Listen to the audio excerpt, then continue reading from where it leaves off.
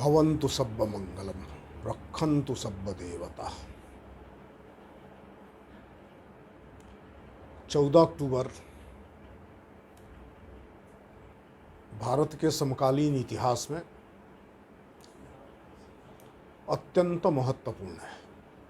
वह दिन जिस दिन डॉक्टर अंबेडकर संपूर्णतः बोधिसत्व के रूप में अपने को रूपांतरित करते हैं। धम्म की दीक्षा लेकर सद्धम्म का शरण ग्रहण करके स्वयं को हजारों वर्षों की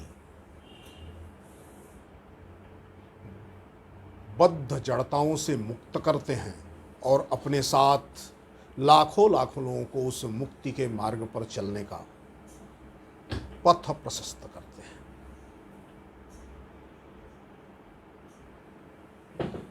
कुशीनगर के खंडहरों में बुद्ध के महापरिनिर्वाण के साथ समता, ममता, करुणा, मुक्ति, सर्व प्रकार के दुखों से मुक्ति, सभी प्रकार के बंधनों से मुक्ति की जो बुद्ध वाणी मध्यम पड़ गई थी भारत के अंदर, उसके फिर से संगायन का दिन है 14 अक्टूबर।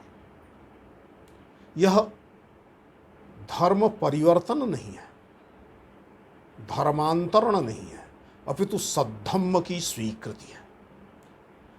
जब सद्धम्म की स्वीकृति के रूप में इस दिन को स्वीकार करते हैं तो विधायक दृष्टि बनती है। बाबा साहब पूरे जीवन एक पॉजिटिव दृष्टि के साथ, विधायक दृष्टि के साथ, सकारात्मक दृष्टि के साथ संघर्ष, संगठन और शिक्षा और इसके माध्यम से समाज में वंचित हो गए लोगों को उनके अधिकार मिले, उनकी अस्मिता सुरक्षित हो, उनके जीवन को गरिमा प्राप्त हो, इसका यत्न करते रहे। लेकिन 14 अक्टूबर 1956 वह तिथि है जिस दिन यह केवल अस्मिता और गरिमा से आगे जीवन की दिव्यता का निर्धारण करती है। यह जीवन, यही भौतिक जीवन, इससे परे का कोई जीवन नहीं, वह दिव्य है। मनुष्य अपने यत्न से सद्धम्म की नैतिकता को आचरण में उतार करके अत्यंत दिव्य स्थिति को प्राप्त कर सकता है, डिविनिटी को प्राप्त कर सकता है। बोधि प्राप्ति के यत्न पूर्वक कोई भी पुद्गल बोधिसत्व के रूप में अपने को कायांतरित कर सकता है। इसका ऐतिहासिक दिन है। यह एक ऐतिहासिक दिन है जब सद्धम्म की साधना में वैयक्तिक मुक्ति, वैयक्तिक निर्माण, वैयक्तिक ज्ञान की प्रणाली को समूह के, समग्र के कल्याण के लिए सद्धम्म की शील की दीक्षा का पथ बनाने का यत्न किया गया और तब से आज तक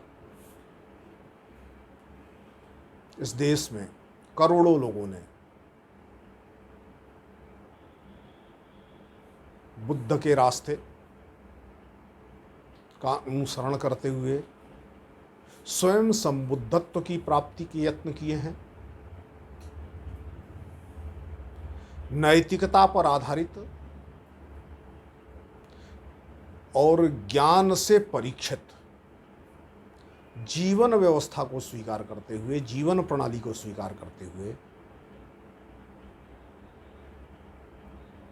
एक विशिष्ट प्रकार की धम्म व्यवस्था सृजित की है जो इहलौकिक होते हुए भी लोकोत्तर है,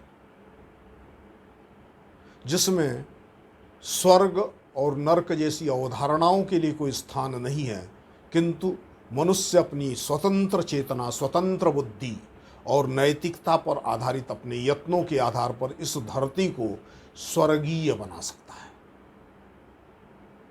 स्वर्ग का सृजन समाज में संभव है यदि कोई भी उपासना व्यवस्था, धर्म व्यवस्था या धम्म व्यवस्था, जिस किसी भी शब्द का हम प्रयोग करना चाहें, नैतिकता पर आधारित हो जाती है, करुणा पर आधारित हो जाती है। और नैतिकता और करुणा का अधिष्ठान जब अहिंसक दृष्टि बनती है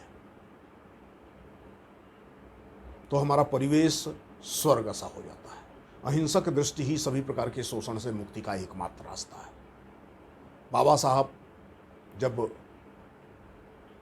भगवान बुद्ध के रास्ते पर, तथागत के रास्ते पर, शास्ता के रास्ते पर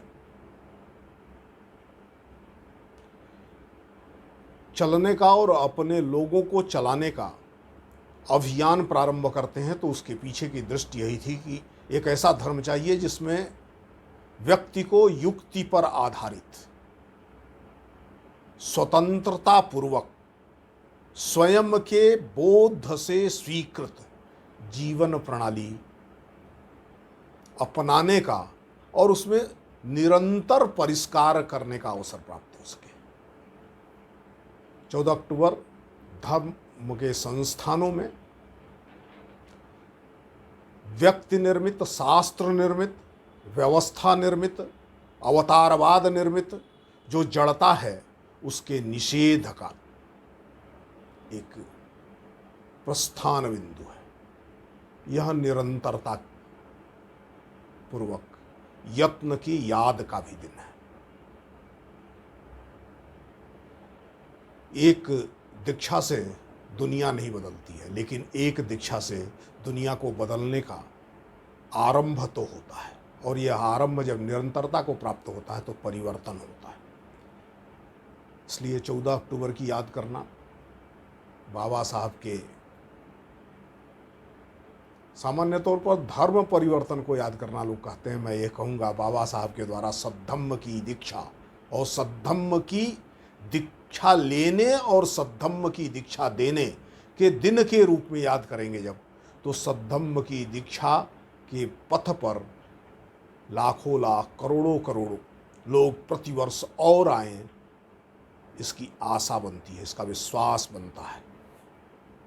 इसलिए 14 अक्टूबर का दिन सिर्फ एक स्मरण का दिन नहीं है, संकल्प का भी दिन है, निश्चय का भी दिन है, बोधपूर्ण निश्चय का दिन है, जिसमें समता की स्थापना हो, बंधुत्व की स्थापना हो, स्वतंत्रता की स्थापना हो और इन सब के पीछे एक अहिंसक और करुणामय दृष्टि की निर्मित हो, जिसमें किसी प्रकार के लोकोत्तर तत्व का समावेश न हो। इस संसार के ही नियमों के आधार पर मनुष्य को उसके कर्मों का फल प्राप्त हो सके, मनुष्य को उसके कर्मों के आधार पर सम्मान, स्वाभिमान और दिव्यता की प्राप्ति हो सके, उसकी अस्मिता और गरिमा सबकी स्वीकृति का विषय हो सके।